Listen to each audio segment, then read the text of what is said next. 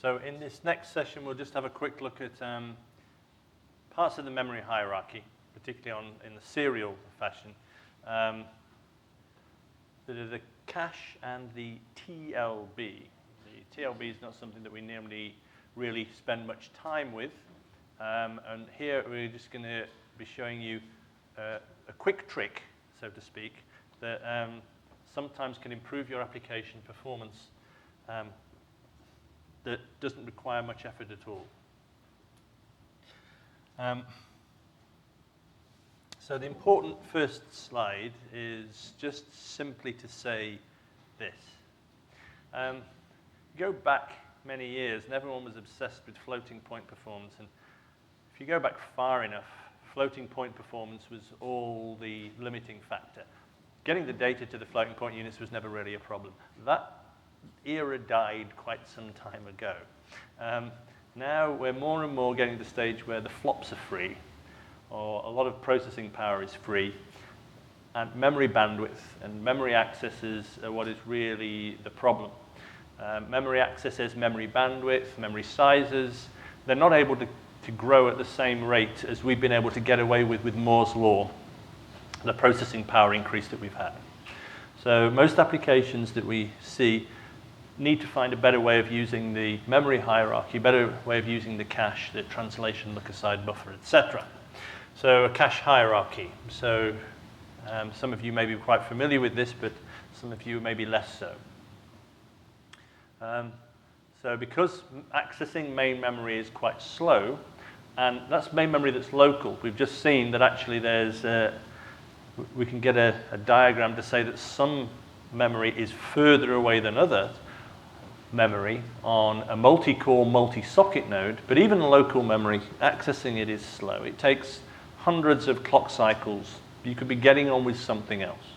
So particularly for that latency effect, many years ago, people started to put in these local little stores that reflected what's out in main memory for some recently used data.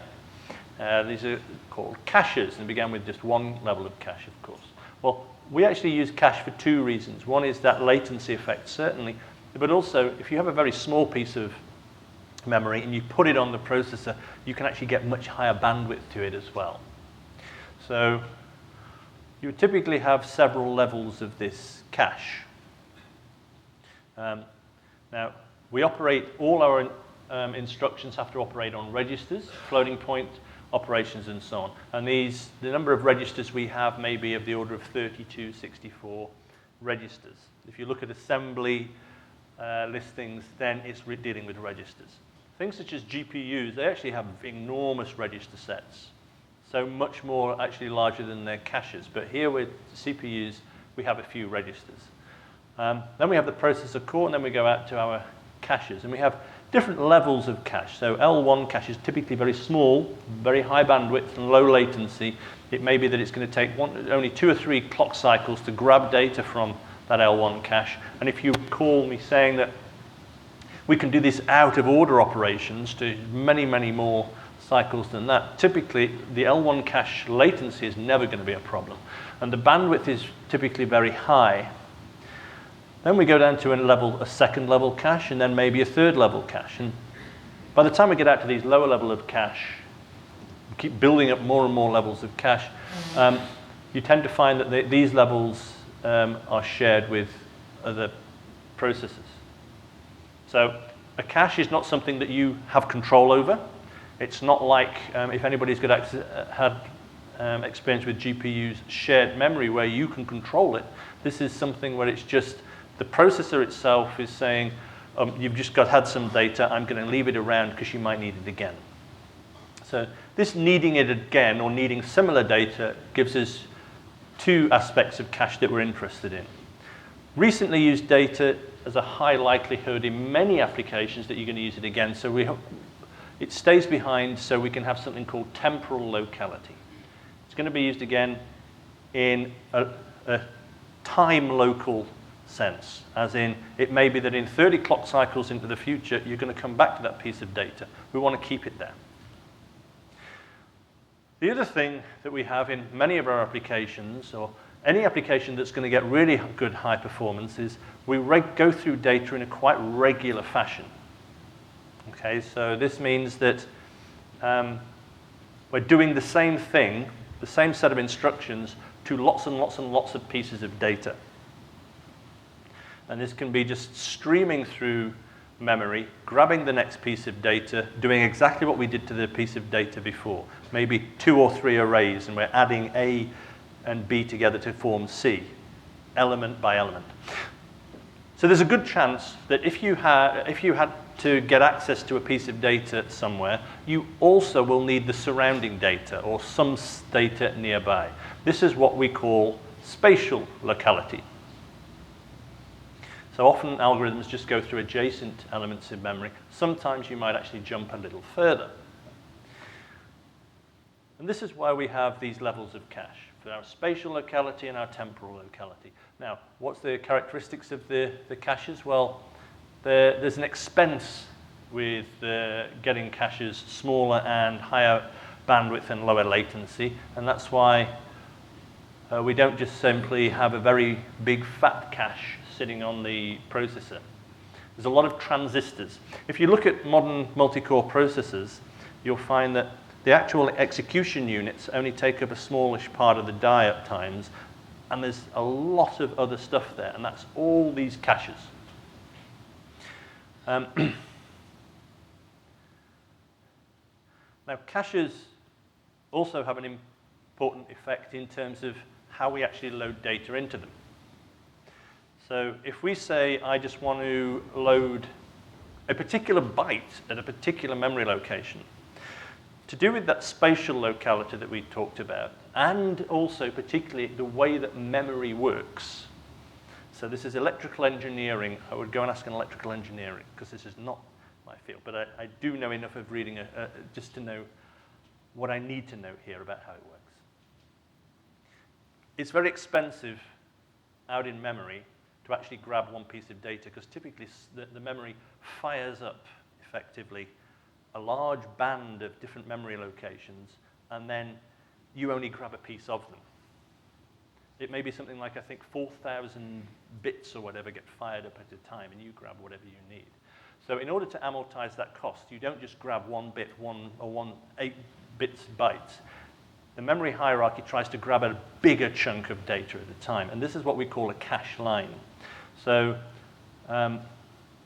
we may only want this little piece of data here, but when we make that load, the cache hierarchy says, well, I'm going to go and load that and the surrounding data, the line that contains that. Where it defines the line, it will be on some power of 2 boundary. So it may be that it finds the closest 64-byte or 128-byte or whatever boundary, and then it loads in for 64, 128 bytes, etc., whatever. These cache line lengths can differ from machine to machine. You'd want it as small as possible, because if you're jumping around in memory, that's a problem if it loads in too much that you're never going to use. On the other hand, efficiency means that the larger that cache line can be, if you're going to use it, the better. What this means as well, though, in terms of observed memory bandwidth is you measure from your application, here's how many loads and stores I made, how long did it take me to actually get through all those. That's what I see as memory bandwidth. That's different to what actually the hardware is issuing, because if the hardware has to issue, I'm going to load into my cache 64 bytes, let's say, at a time, but you've only used one of them, it's actually loaded those 64 bytes. And then the next thing you go, it loads another 64 bytes. The hardware could be doing a lot more work, but you don't see it, you don't care. You only want the data that you actually need. So your observed memory bandwidth is much lower if you're not using all the data in all those cache lines once they've been loaded. And the other aspect of the cache lines is they can differ from different levels of your memory hierarchy or your cache hierarchy. It may be that at some lower level, you might actually load a cache line of 128 bytes. And as you get to lower and lower cache lines, it gets closer to the memory. It's 64 or 32 bytes. This isn't normal these days, but it's possible to do such a thing. So The cache is typically loaded to a high level of cache when you want it. It takes it straight there, and then it gets pushed down to one of those other levels further down. There's different types of caches, but this is effectively what we're interested in, the cache line. So because it changes our observed memory bandwidth, we're interested in making sure we can get the best use of it. So let's first of all take a look at cache lines from a practical point of view and see what we see as observed memory bandwidth if we start jumping further and further through memory. Okay, so let's begin with an exercise. That's why we needed to make sure all those 3 machines were accessible to us. Now, actually, you only need to use, to do comparisons, you only need 2 of these machines. Pick either a Rosa or a Turdy node and a Pilatus node, because we're on a single core. And these 2, from the point of view of the single core, are identical. So it's probably easier to get the Turdy node because that's the one which there's nobody on and so on. It's just nice and convenient. Instructions on how to load the modules for the Intel and GNU compilers are on the instruction sheets. And if you therefore just go into this rather long line, you should then be able to find this, this file. You may wish to put in an alias or something in your .bashrc file for this course directory, something that goes up to about here, because you'll notice this is where you got the slides from and so on. It's rather a long path. Also, for those who are Fortran programmers, because actually we're not actually modifying this code, we just have the one version, a C version, just because you can still probably easily read it, and we're actually interested in the results that come out of this thing, not the code itself. Okay. Is that clear? Or yeah.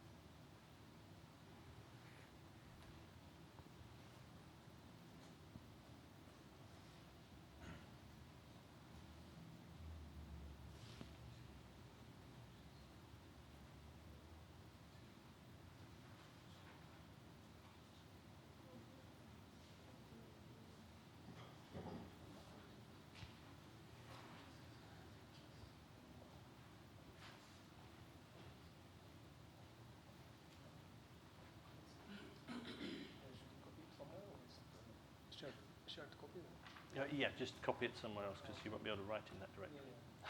Yeah. So if you copy all of those 3, because you'll need all of those in the next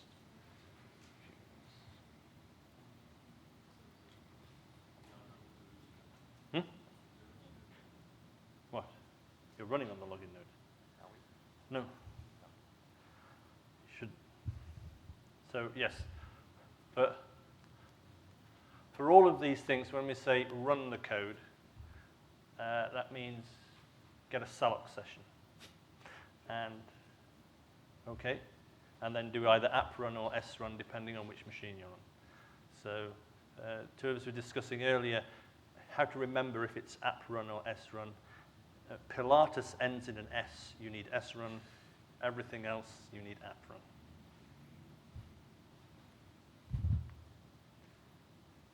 Rosa ends in an A, so that's also easy for app run, but Turdy is the one that throws us in a little, unfortunately. I mean, you can run this on the login node if you wished, but we're interested in really seeing what happens on these modern multi-core, highly multi-core processors.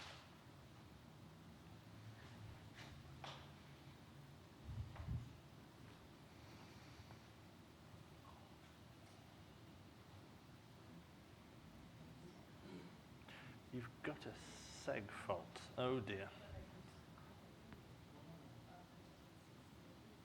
You've compiled with the cray? Yeah. Oh. I shouldn't have. See. I'll try another one. Please try it, yeah. I tried with both and it seemed to work. I did, what did I do? I did,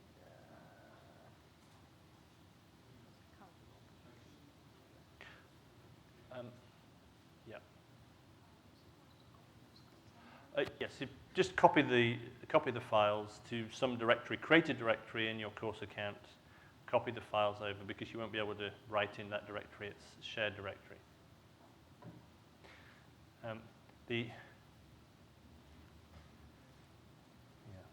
So for Cray, you don't need the OpenMP, do you? It's already there, but anyway.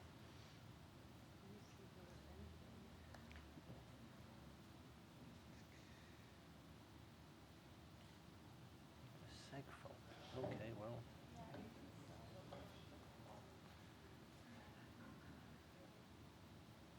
You shouldn't have got a seg fault. I didn't get a seg fault.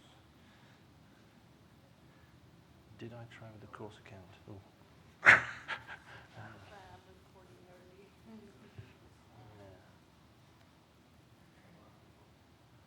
tried most of these with course accounts to make sure. It's great that you're reporting that, yeah.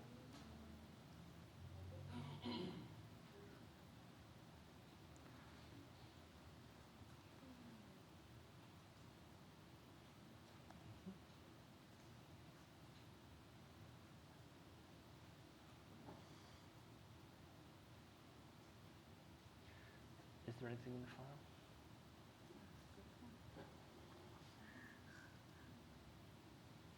You put an exclamation mark at the front, don't you?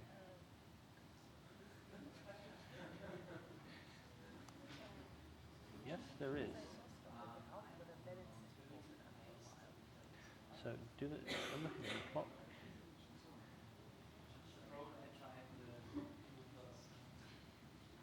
That should work.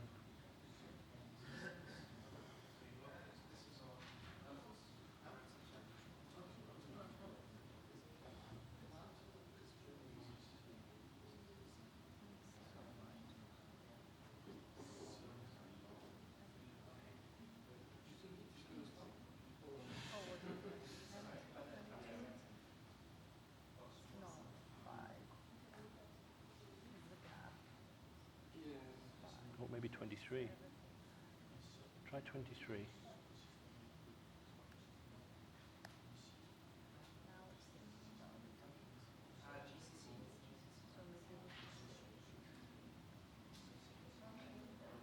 Yeah, but it's points, not... Okay, but that's what you did. I should check that, shouldn't I?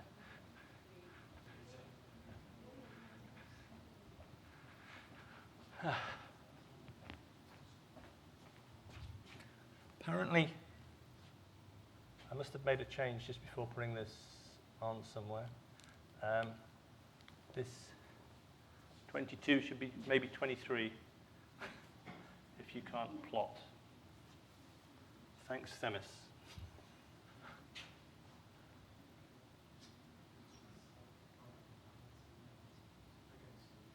You can see the same thing from the text file, but sometimes plotting things, of course, is better.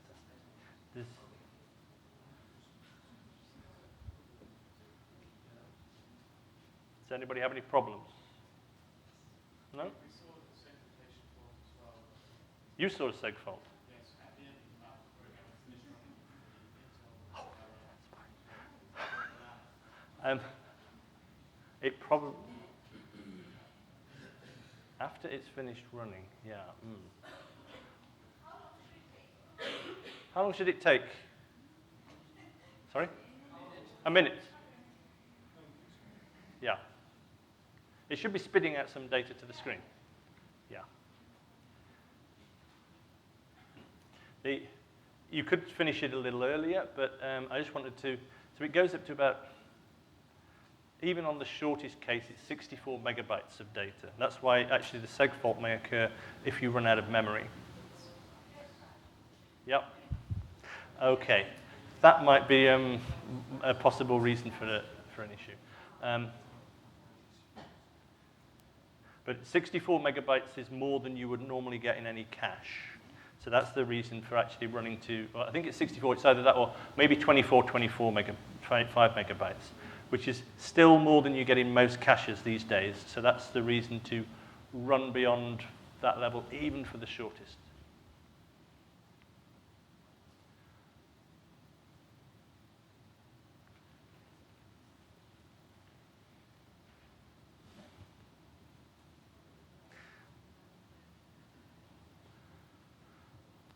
So where does the graph flatten out then, would you say?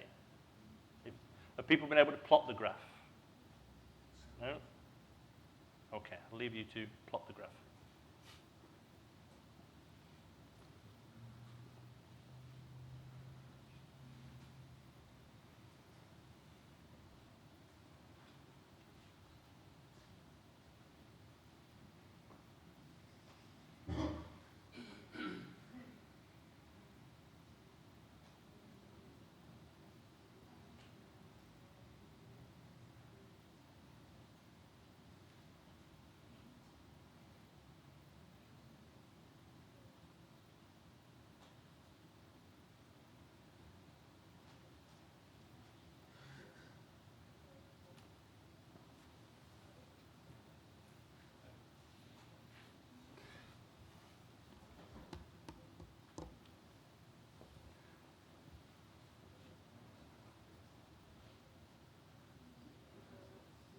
Yeah?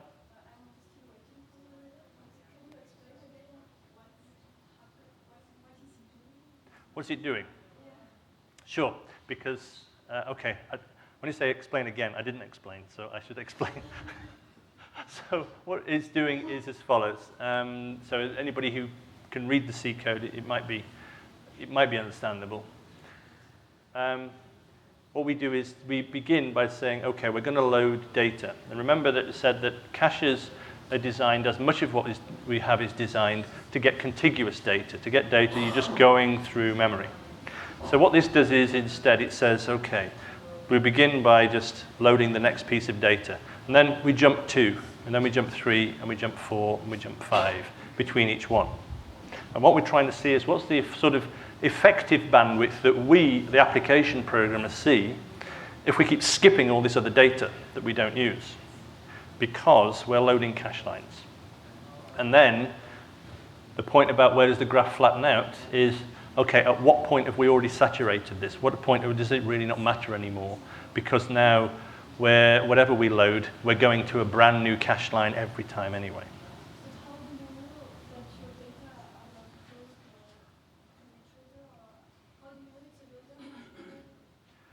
You mean when you're programming?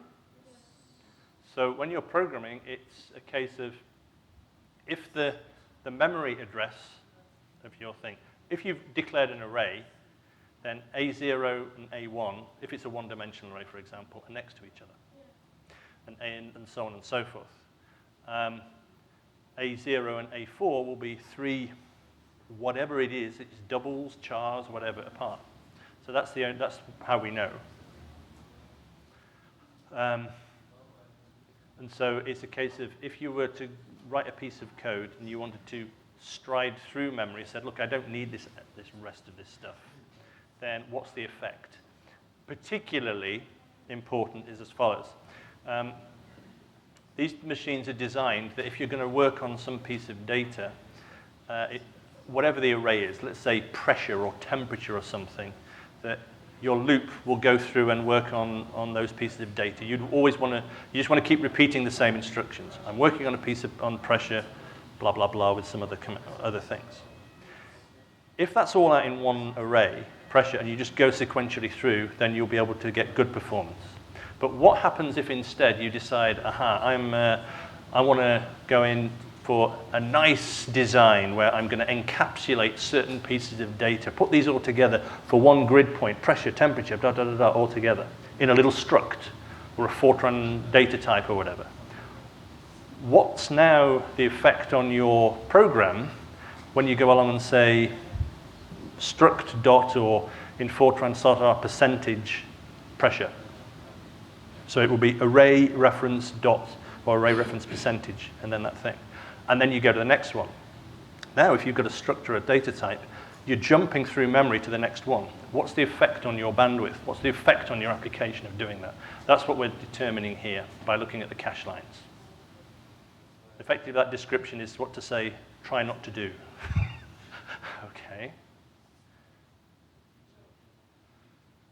So has it finished, and have you, anybody? It's still working. Oh dear.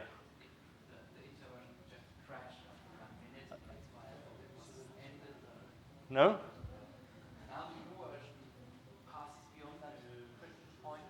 Okay. But it's still running. It's still running. Yeah.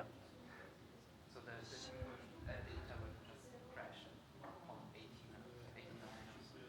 It shouldn't have done. So, but it didn't for me. That's when I checked again yesterday, and unfortunately, oh well. The Intel one tends to be a bit faster. That's all the other reason as well. So.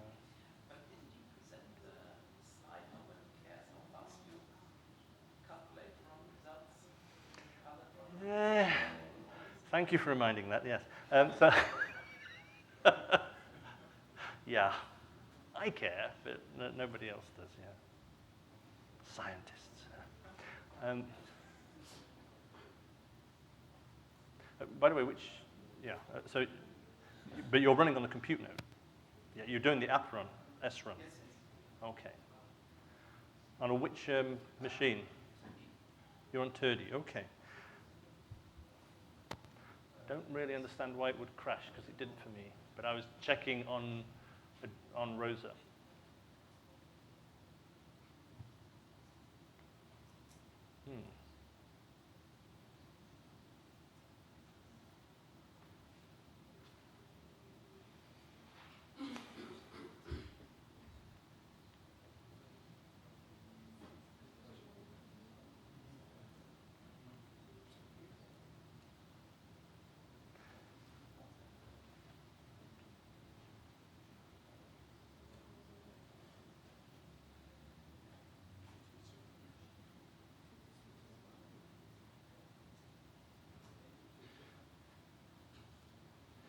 If it's taking a long time and not getting anywhere, it should go up to 256, by the way.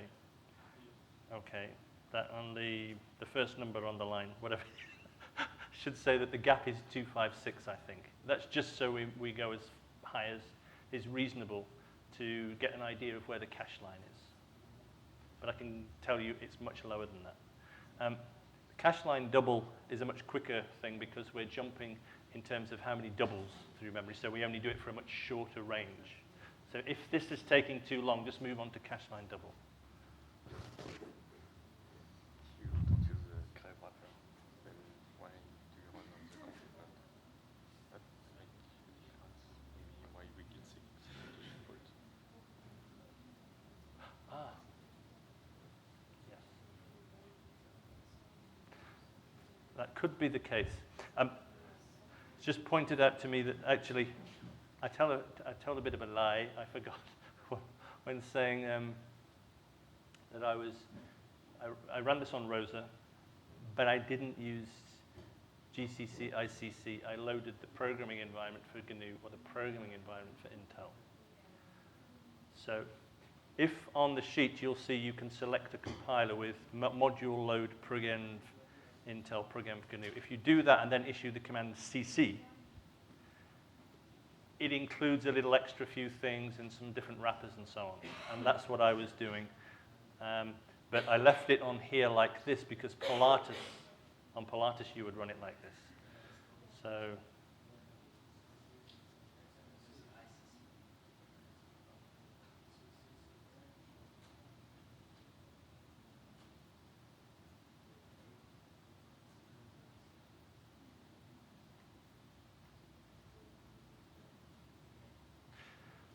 does anyone have a graph?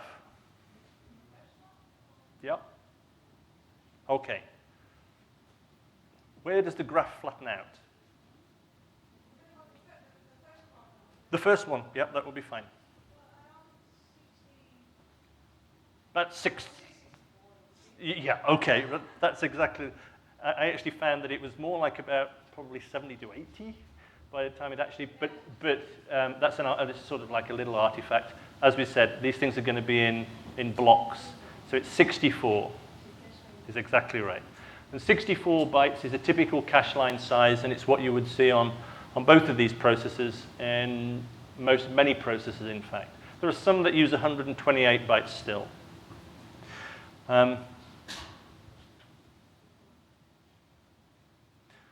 And so what that means in that case is if you were loading just 1 byte, because that's what it's doing, the memory bandwidth that you can see from that single core is down to about, what, 70 megabytes per second? Was that the sort of number you saw? Yeah, more or less. On the graph as well, do you see a little slight spike up a couple of times?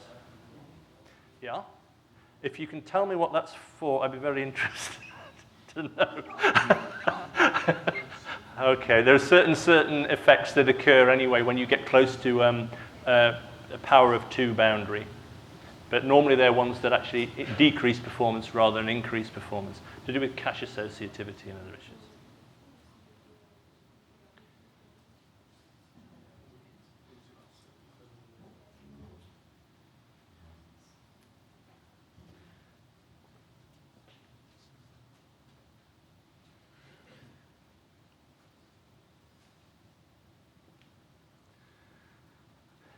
And have you been able to run this on multiple machines, on Pilatus as well as just on the one machine so far? Okay. So if you move on to the cache line double, just because it runs quicker, and we'll get the same results.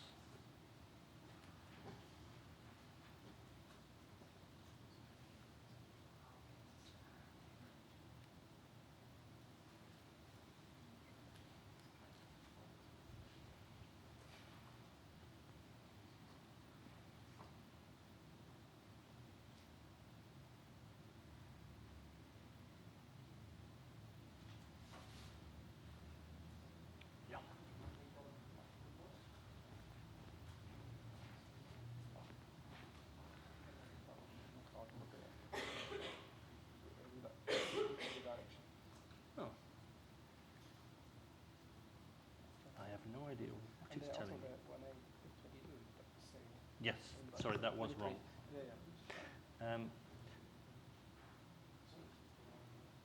It's presumably not got. This is related to the X.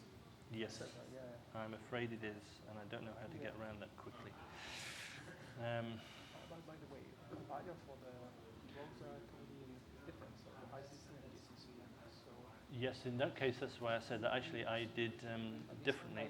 Browser and DCC. Is it okay? Yes, that's great. Oh no, if it works, that's fine. It's but there's a wrapper called CC that sometimes that we normally use for compiling for the compute nodes, and that may be related. Jean-Guillaume pointed out to me to why some people are seeing segmentation faults. But we do need to check whether you can launch an Xterm. Could you just get out of that and do Xterm and see if you can launch something? Okay. You did do the -y, did you, when you logged in? Mm.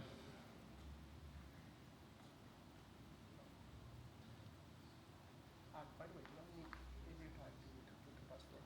Every time I access the password? I think yes, you do. Unfortunately, you can try and set up an SSH key, and maybe if it's helpful. But.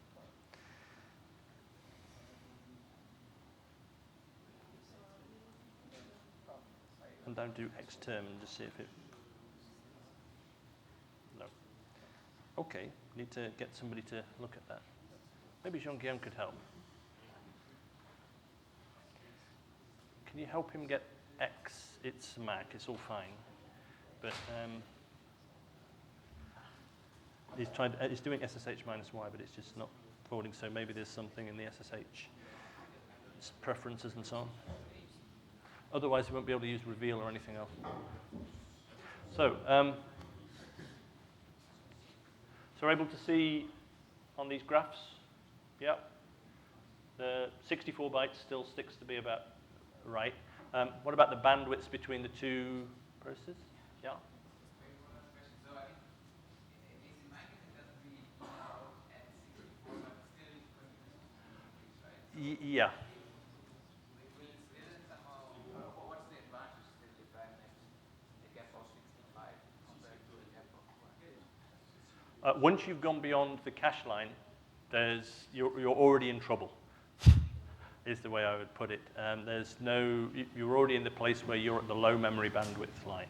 And if it's 5 or 10 megabytes per second difference, it really wouldn't make much difference. Your optimization strategy is to try and get into the cache lines, not to worry too much. But why is it still going down? Why is it still going down? So part of that will relate to the TLB, which we'll mention shortly, in terms of how far into the future, when it gets a rhythm going, it can actually see. So I'll have to get to where we can talk about how memory is paged and what you can see into the future before we're able to really explain that. In terms of it continuing to go down, I'm perfectly comfortable with that, and I fully understand why that would happen. I just have those little up points seem a little too strange for me. So yeah, once you're in that range, it doesn't really matter. You're already suffering. You're already dead. Yeah, I mean, it's not too large, it's maybe 10% now. Yeah.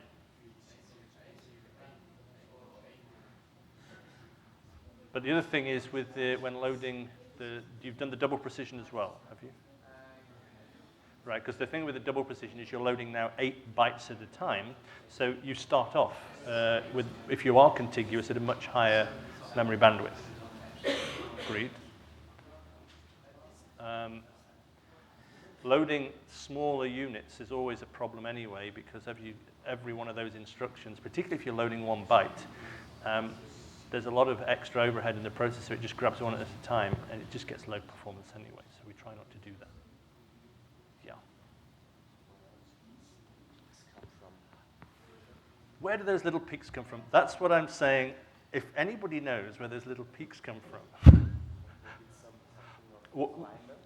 Yeah, exactly. The point is that they come. Exactly. Yeah. Now, normally that actually causes you a problem, because when you get towards a power of 2 number, then there's something called cache associativity normally hits you. Okay, and that is to do with how when you actually, there's only certain places within your cache normally that the cache line can go. Okay, for efficiency reasons, it's maybe, say, 4 slots on a bookshelf type thing, but anywhere else, then you have to remove one of the books and put someone else. In this example, it wouldn't affect you.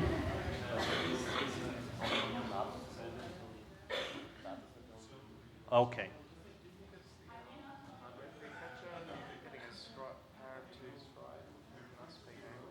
It could well be. It would.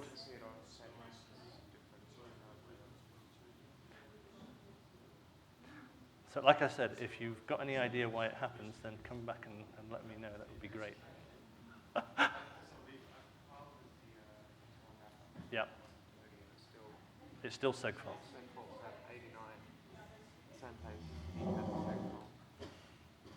89 times this.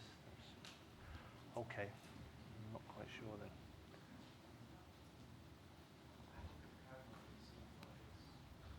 It's not going out of memory, otherwise the GCC wouldn't work.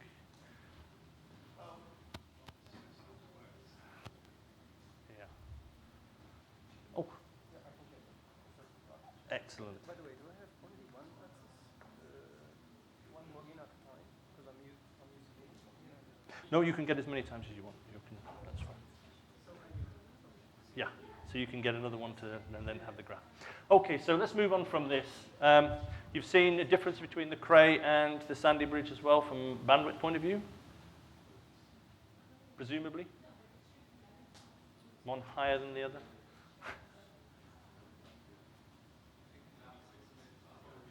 Probably. Okay. So The doubles, you will have noticed you got a higher bandwidth to begin with anyway, because you were loading in more data.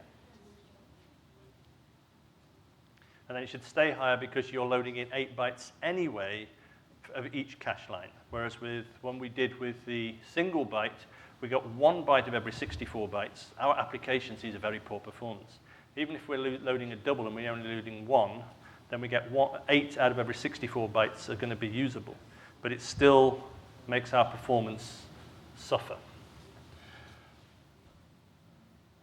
So that's the cache line. And the important thing, as we just had a brief discussion earlier, one of the things this has an effect on is how you lay out your data structures. So for performance reasons, it's better to not do what's actually probably nicer, particularly for people who've got used to encapsulation, people often using structs, classes, for example, in C++ would be a common way of doing things, where you want to lay out, I'll have X, Y, Z coordinates and all sorts of other things, and then go and grab these things one by one in your loop, because you'll be throwing away a lot of other data typically. So unfortunately, it's better to have the Fortran 77 type approach of big arrays and finding some way of getting through the data in that way. An unfortunate fact of life, because it does limit what we can do in some ways. If you do it that way, you're much more likely to be able to get much better utilization of all the data that you load. So the next thing that we move on to is the fact, yes? In fact, there is a question by a user, and I don't know your code, so I didn't want to answer it incorrectly. He says, what do we learn from those type of behavior? Like, for example, you plot, you can plot The plot. Yes. yeah. So, well, what we were discussing is, so we have now this test. Yep. So what's the take-home message about that? The take-home message is that with cache lines, so you can see from there the length of the size of a cache line. The cache line determines how much data you've got to try and get reused, otherwise you throw away. If your cache line, you went onto a new architecture and you did a similar test and found the cache line was 256 bytes, you're now in the regime where you know you'll really get killed. Your memory bandwidth would really suffer if you were loading only 1 double per cache line. So what I just said about try not to do this thing with structs and classes and so on. If you've got a double, or even maybe 2 or 3 of these together in your class, and you're going to load them all in, then with a 64-byte cache line, you might say, well, I'm throwing away half of my memory bandwidth, but I can get away with that for 4 doubles. If you find your cache line was 256 bytes, you really wouldn't want to do it, because now you're only getting 1 out of every 16 or so bytes. Rows is down? And the scratch also are not available. Scratch 2 and scratch browser probably are not available. Okay. So we may have to have a reboot of one of the machines. We have to find out who was able. Yeah, which one of you took our machine down, our flagship machine? Okay, not likely. It's a positive thing. Can do something to bring the machine down, so it's like a test feature. Yeah, we'd like to know how to create problems. So that's one thing. The real thing is to just give you an idea of if you do miss large amounts of data in terms of if you're not getting good spatial locality, what is the performance hit that you'll get? And you'll saw that you've gone down in one case from probably, if it was contiguous in memory, even with the bytes, you won't get very good memory bandwidth simply because of the fact you're only grabbing 1 byte at a time. But you can get 1 gigabyte per second. And that will fall to about 70 megabytes per second. So that's the sort of impact that you would get. In the double precision case, I think it's more like 4 or 5. And this is, I'm talking now on 2D, for example. 4 or 5 gigabytes per second down to maybe 500 megabytes per second or thereabouts. That's the sort of impact. It's just to give you an idea of the impact if you have your data laid out in a poor way. Good for your design, maybe bad for performance. So the next thing we're just going to look at then is the cache size and the bandwidth that we can get. And this is then just to see the effect of cache size and bandwidth. And also, Possibly not now, because I was going to try and get a comparison between the AMD and the Intel, but if the machines are down, it's a little difficult to do.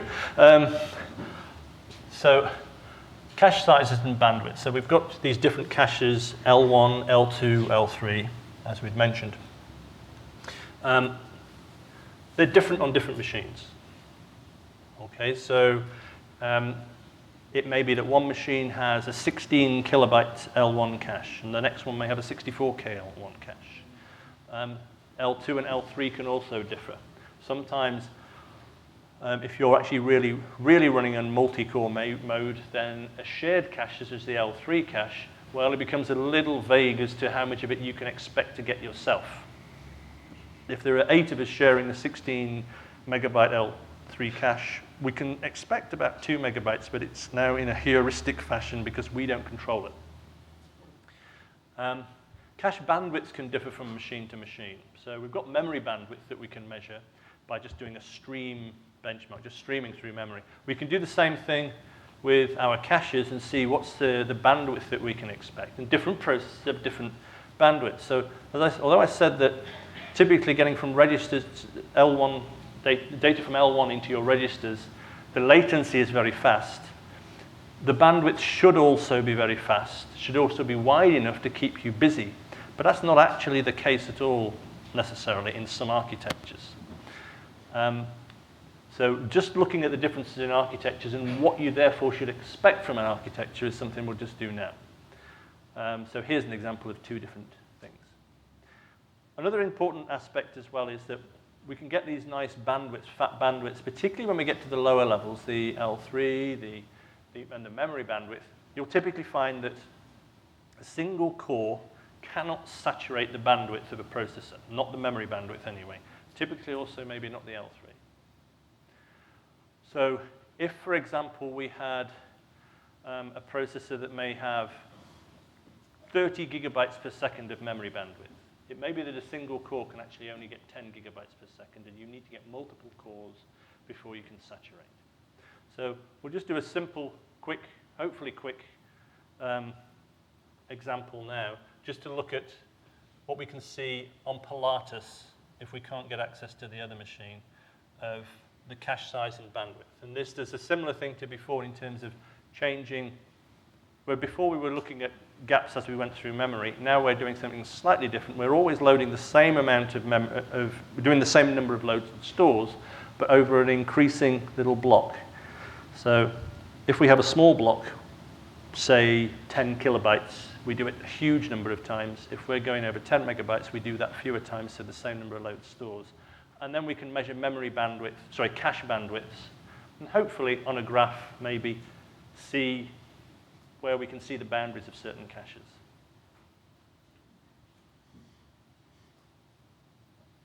And I hope you can get on the Crane machine.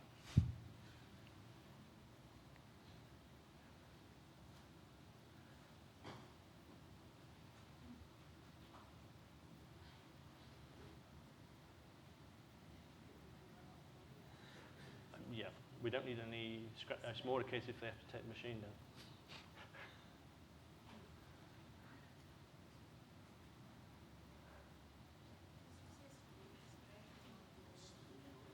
I don't know, I haven't checked. Because he says that 2D stretch is not available, but the 2D is available. Does No, it's not. no? Okay, is Pilatus available? Yeah, but I'm running on Pilatus. Oof. Okay. If you want an AMD system in for the OpenID, No, I'll just say what the AMD system's like. Once if you can do the example on Pilatus, then that will be fine. You're on, maybe it's one, it depends on the login node you're on then maybe. Or maybe if you've already got a live session, you're okay. Oh, you've just logged, what, which node of TLB does it tell you? 2. yeah, Can you? I was able to, 2 is up. Okay. If you explicitly log into 32, If it doesn't return the prompt, let's ask for it. Let's just say if you can get a node. Yeah, you can get a node. okay. Right. Great.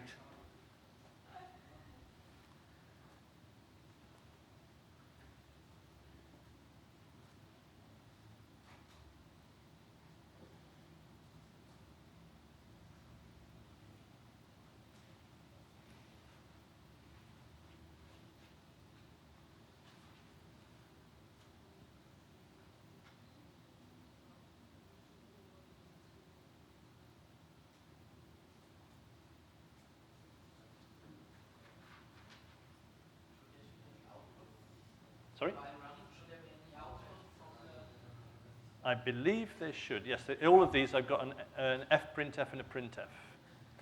So, but sometimes, but when I tried this last, oh, there you go.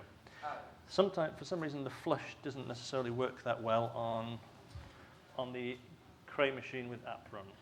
So in other words, even if I put a, This is not AP run. that's not app run. That's run on Pilatus. Oh, that's in Pilatus. Oh, And it's done without segfault. without, okay. Those,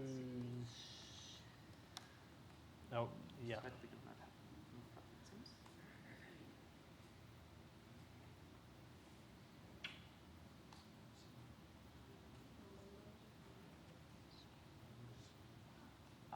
Or is there nothing? Yes, there is something. Why did GNU plot? Oh, no GNU plot? Seems so. Now I try to log into the other. Yeah. Turdy is up if you log into Turdy2. Can I explicitly choose? Yes.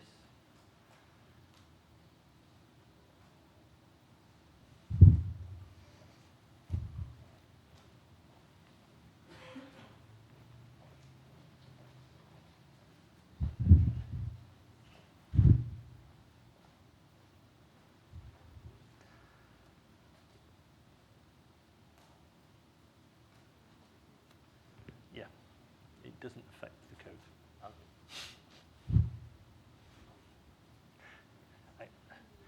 It's because I've declared it as a long and it's looking for the nice.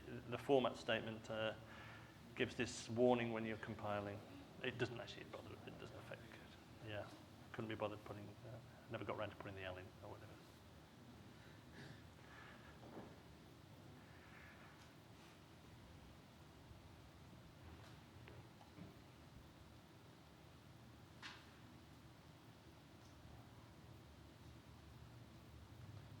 Okay, Rosa emergency shutdown.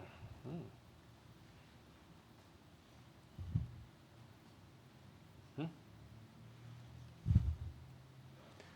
Cooling problem.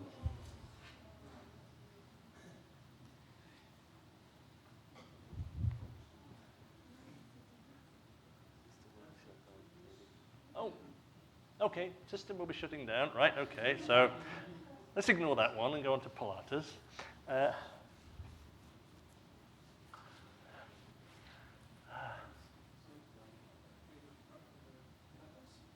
Uh-huh. What do you expect to have? Was that with GNU or with Intel? What do you mean? Which? Pilatus. Yes, but with GCC or ICC? GCC. GCC. Yeah. Okay, can you go for ICC now? But that's... It didn't seem as many, enough points actually, but yeah, it looks about right. Yeah. Sorry about that.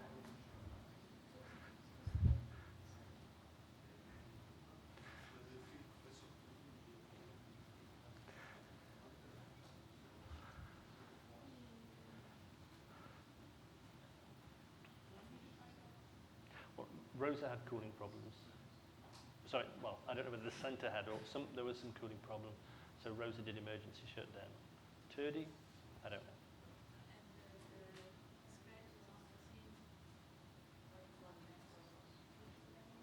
No, I don't know why Turdy would need to be shut down.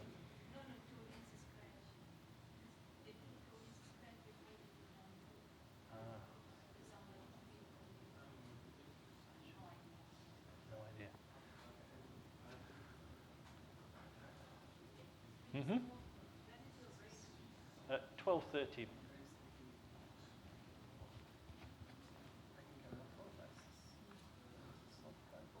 Okay, can you type in module load prigenv intel? Yep.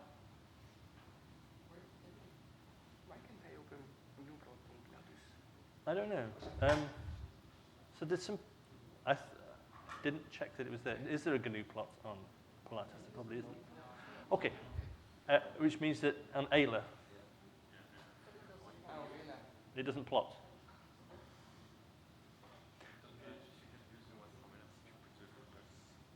Ah, okay, probably easier on Ayla. Just log into Ayla again and try plotting from there. I'll leave that one for you.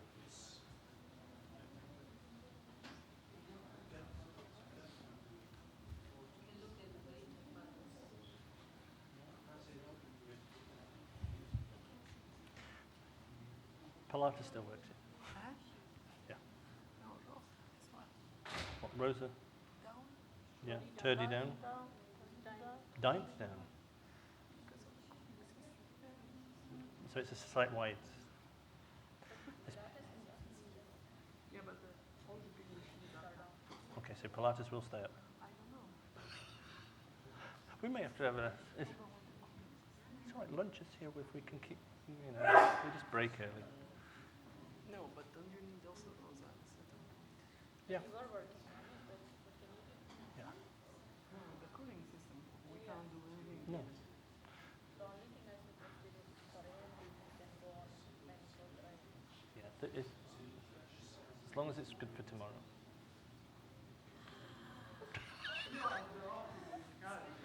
Should we make a reservation? It's what, sorry? For the new blood, it's 4 and 4. Yeah, I just thought people would.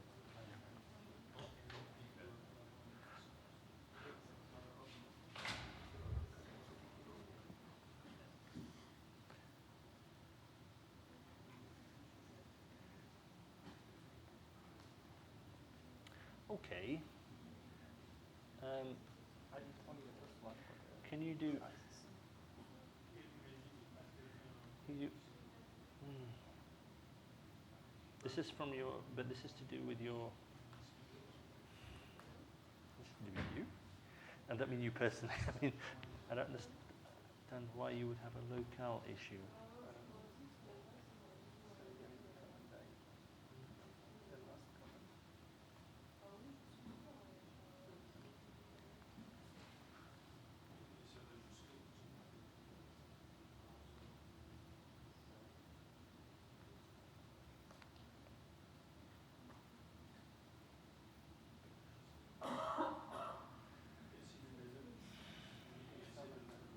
Can you do echo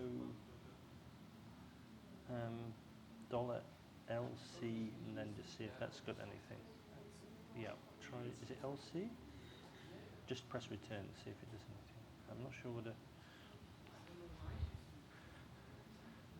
This gentleman has a problem again with his locale now, I think. ICC doesn't work. Yeah. I don't know if it's. We don't know why.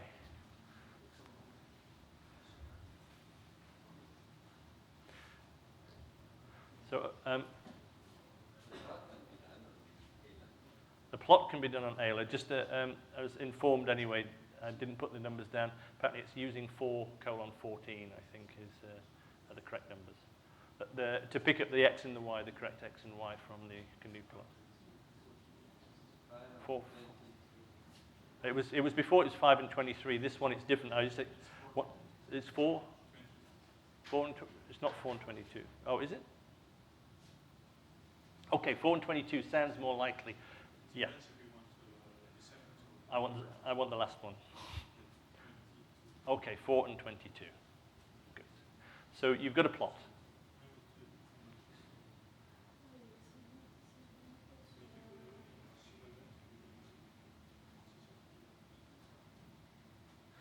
Okay, so you've got a plot.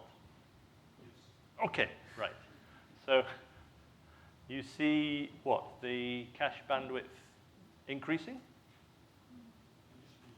And at what point did it sort of stop and go down again?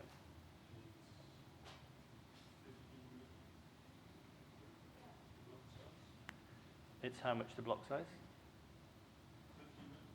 15 minutes. 1.5 million is when it goes down. It 1.5 million or 50. 15 million. Okay, 15 million is when it goes down. Has it gone down before that?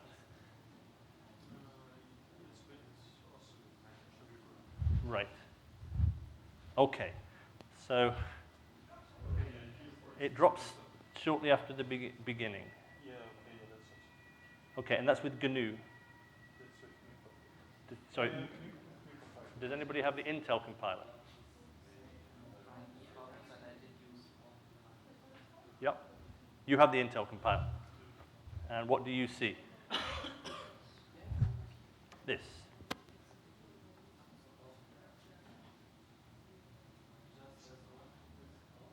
Okay, so you've plotted. Okay. Those numbers at the left are very, very strange.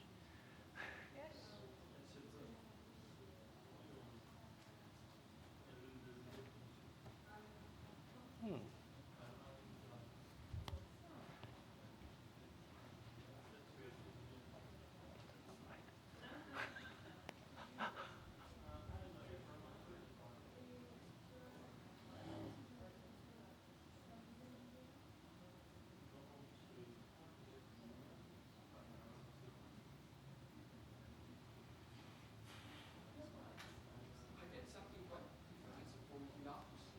You get something different. What do you get?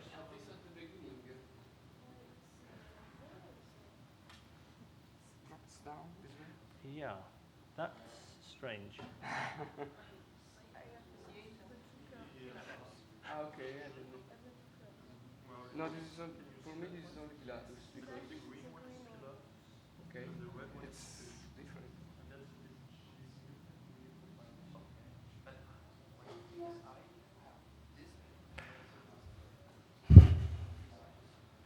What I have the have same. do you have That's the? the Intel on Pilatus.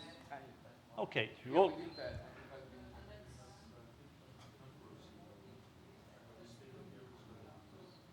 Okay. What do I get out? What do you get out of this? Not the same answers that I got. That's what you get out of this. But what you can see is, so you're seeing, as you said, 1.5 e to 7, 15 million. And then it drops at 20 million. Okay, so what you're seeing there is the last level cache. Okay. On Pilatus, we have 20 megabytes of L3 cache. So if you start to go just beyond that cache, remember we're repeating and repeating and repeating. We do one lot of loads, and then once we've done the loads, then if we go back to the beginning and do it again, all that data is in cache. So what you're seeing is what's the sort of maximum size that you can get some benefit still out of having your data in cache. Now, you should have seen an effect, particularly with the Intel compiler. I was hoping you'd see the effect at about 256 kilobytes. Which may be hidden in those early numbers. You may be able to see from the raw data.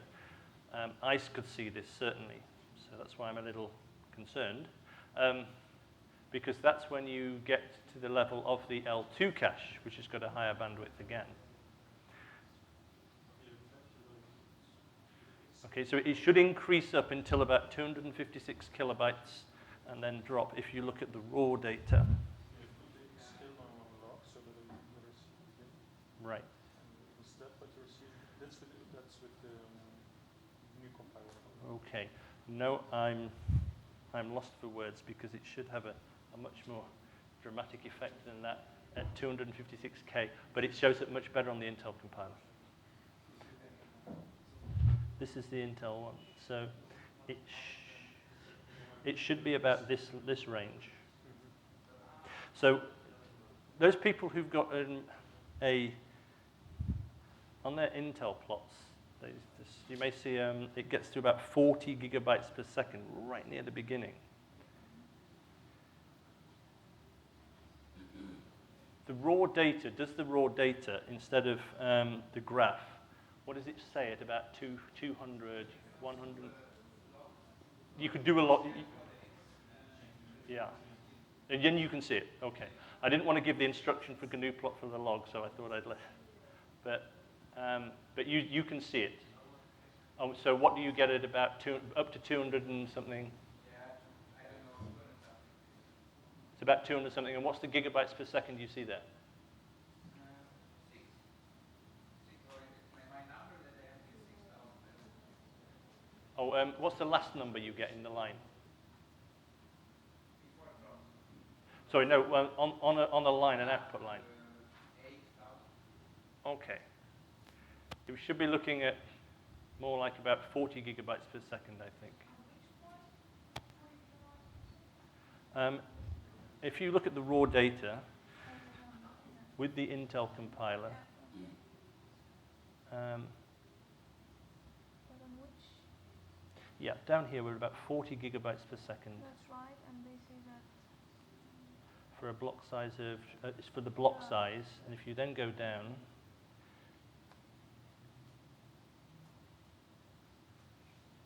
then it drops off at, oops, its first drop off is at 32K, and then it drops off again further down. So what I was hoping you would see, but you have to do a log plot, or you have to instead just look at the raw data, is you should see, if you're lucky, you will be able to see 3 points here. One is at 32K, approximately. One is at about 250K. And then one is at something like 20 megabytes. And those are the cache levels. And each case, a single core is able to get quite a lot of data bandwidth from each level of cache, and it diminishes as you go down. So what's the purpose of this? Well, this is if you can keep your data in that little region, certainly if you can give it in 32K, you get a certain performance to be able to just load and store data at very, very fast rate. Then at 256K the next, and so on. So Gilles is going to do an example this afternoon, including some blocking. Yeah. So he will show that how that effect, that blocking effect, in an example, in a real example, can actually demonstrate improvement in performance. Okay, so the point is that if you have some data, if you can somehow say, well, I'm going to try and rearrange my algorithm to work on a piece of data where I've got to reuse it in a certain block size, before moving on to the next block, you'll get much better bandwidth, much better performance. The Intel processor, you should be able to see those numbers, particularly with the Intel compiler, from the raw data. The AMD is just nowhere near as good. The AMD is very difficult to actually even see sometimes that there's a cache there.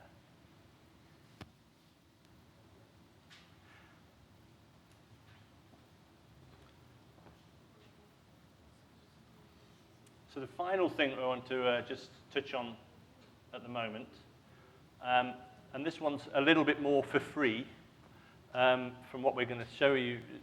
Hopefully you'll be able to see this one. But with the machines down, I'm not quite sure, is something called the translation look-aside buffer. So the cache is the most well-known piece of the memory hierarchy when you go outside the memory on the processor. But from way back in the 1950s and 60s and so on, people started to work on something called virtual memory. And this is the idea that you can give out memory addresses, and then you have, it may be, for example, a lot of processors might all begin their memory addresses at 0, and then go up to, say, 1K or whatever. Well, if all these processors are on the machine at the same time, they can't all have access to exactly the same memory locations, but it's convenient to actually give them those addresses. Those addresses are then translated into real addresses that the memory, therefore, there is a page somewhere, some piece of memory that mapping occurs to. And this virtual to physical mapping is very important. Typically, on high-performance computing, we'll probably only have one process that we're really interested running on the core. However, there's some operating system stuff as well, and we have to deal with virtual memory. So the way that virtual memory works is typically you will get the memory divided up into little blocks. And the default on, say, Linux installations, on most installations, is there's lots and lots and lots of little 4K blocks, 4 kilobytes of memory all over the place. when you do a memory allocation, Linux doesn't actually give you any real memory. It just makes a little record of, okay, you've got 16 megabytes. I'll take that outside of a pool, and then when somebody else asks, I can determine whether or not I can still give them some memory. Only when you come to touch the memory and say, I actually want that memory address that you gave me, because it will have given you a memory address, a pointer to somewhere in memory, does it actually go and find you a physical page and then give you, say, now you can actually start to use that page. The first time, therefore, that you actually touch memory can be slightly longer than other times that you touch memory. Those 4K pages, well, we've just said there's this mapping. The processor needs to know how to do the mapping. And this is where the translation look-aside buffer goes.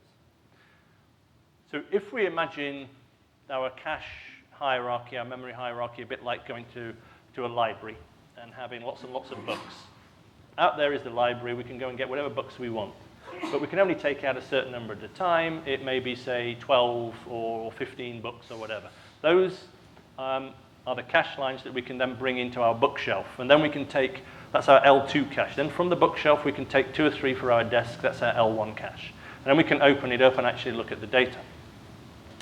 OK, so we can use that type of analogy for how we use the caches. The TLB, instead, is a list of, OK, if I go to the library, where's the maths section, where's the chemistry section, etc. Because just getting to the library, I still don't know where that actual data is. The translation look-aside buffer does the mapping between what you're interested in and where in the library you have to go. OK? So in this particular example here, we can look and see a virtual mapping of F000, maybe pointing over here. You can see the virtual addresses can be in some completely different order to where the physical ones are. Typically, we have these 4 kilobyte pages. So one of the effects of this is that, and you can sort of see this from that example where we were doing the cache line. If we're going through memory, there's something called a prefetcher that if it sees that you get into a pattern of, oh, you keep jumping 8 bytes ahead or 64 bytes ahead, once you've done it a few times, the hardware prefetcher says, OK, I reckon you're going to want that next thing. So I'm going to start fetching that data ahead of time. So it's all very nice, very clean, works for you. Sometimes your code can put in official software prefetch instructions to do the same thing. The problem is that the hardware normally can't see beyond the page boundary because it doesn't know where the next page is for your physical to virtual mapping. So the prefetching in the hardware tends to stall when you get to the edge of a page boundary. Now, if we only have a 4K page, you can see that even as once we've gone beyond the cache line size, then as we increase further and further, we'll get fewer of those prefetches. That's one effect as to why you continued to see things going down for a little way beyond the 64 bytes that we were saying was the cache line size. Now, if we have to make a call to say where is the physical to virtual mapping, virtual to physical mapping, that's actually very expensive. It's as expensive as going to memory, sometimes even more so, unless we've got some special tricks that I won't talk about with hardware page walkers and so on. So what we want to do is we want to minimize that. So we want to say, well, OK, instead of just being able to say linear algebra section and say alkenes in chemistry or whatever, really specific places, we want to be able to see bigger areas. So what we can do is we can actually change the size of the pages. So instead of 4K pages, rather small ones, we can say, look, make your pages bigger. Linux allows us to do this. The hardware allows us to do this. And this means we're much better positioned to try and, for example, get those prefetchers going or just not make misses at all. The way this is implemented in Linux is there is a library called libhugeTLBFS, a bit of a mouthful.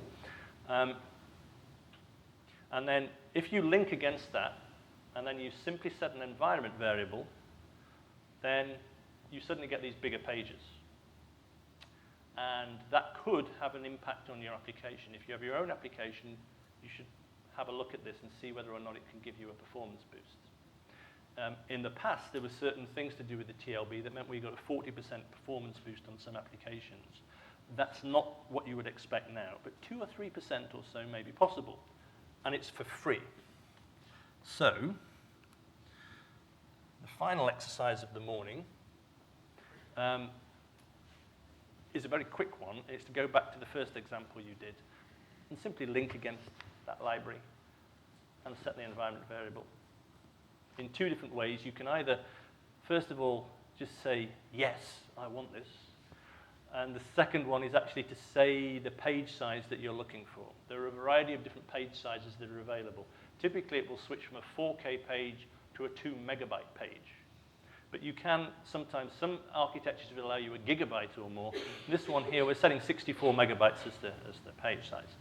So if you could just try running that. I tried this, admittedly, on the Cray machines, which you now don't have access to. So I'm not quite sure what the effect would be on Pilatus, but I'm hoping if you record the numbers you've seen the first time you run without the huge TLBFS, just to see approximately the minimum you got when you were running with large strides. So to say 80 or 128 bytes when you'd already bottomed out. Can you see an effective bandwidth increase by using this? And on the Cray I could, but on the Intel I'm not too sure. Shaking of a head already, so I'm not sure whether this is